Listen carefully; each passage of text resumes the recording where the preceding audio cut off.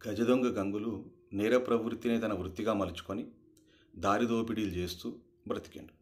సంవత్సరాలు గడిచిపోయినాయి. ఆయన ముసలివాడైపోయాడు. నేను ఇంకెక్కువ కాలం బ్రతకను అన్న విషయం ఆయనకు తెలిసిపోయింది. తన కొడుకులను పిలిచి, నాకు ఓ కోరిక ఉంది, జనాలందరితో నేను మంచోన్ని అనిపించుకోవాలి, అది మీరే తీర్చాలని చెప్తారు. తండ్రి చివరి కోరిక కాబట్టి తప్పనిసరిగా తీర్చాలని వాళ్ళు కూడా అనుకుంటారు. సరే అని చెప్తారు వాళ్ళ తండ్రితో. మర్నాటి నుండి వాళ్ళు కూడా దొంగతనాలు చేస్తారు. అట్లా ఇట్లా చేయరు, నిలువు దోపిడీ చేస్తారు. ప్రతి వస్తువును దోచుకుంటారు. అప్పుడు జనాలందరూ అనుకున్నారు, గంగులే మంచోడు ఉండే, కొన్నిటినే దోచుకుంటుండే, వీళ్ళన్నిటిని దోచుకుంటున్నారు అని అనుకున్నారు. ఈ విషయం గంగులకు తెలిసింది.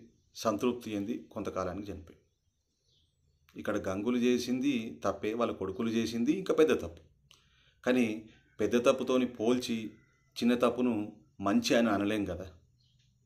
తప్పు చిన్నదైనా పెద్దదైనా తప్పే, కానీ తీవ్రతను బట్టి దాన్ని మంచి అనో చెడనో అనలేం.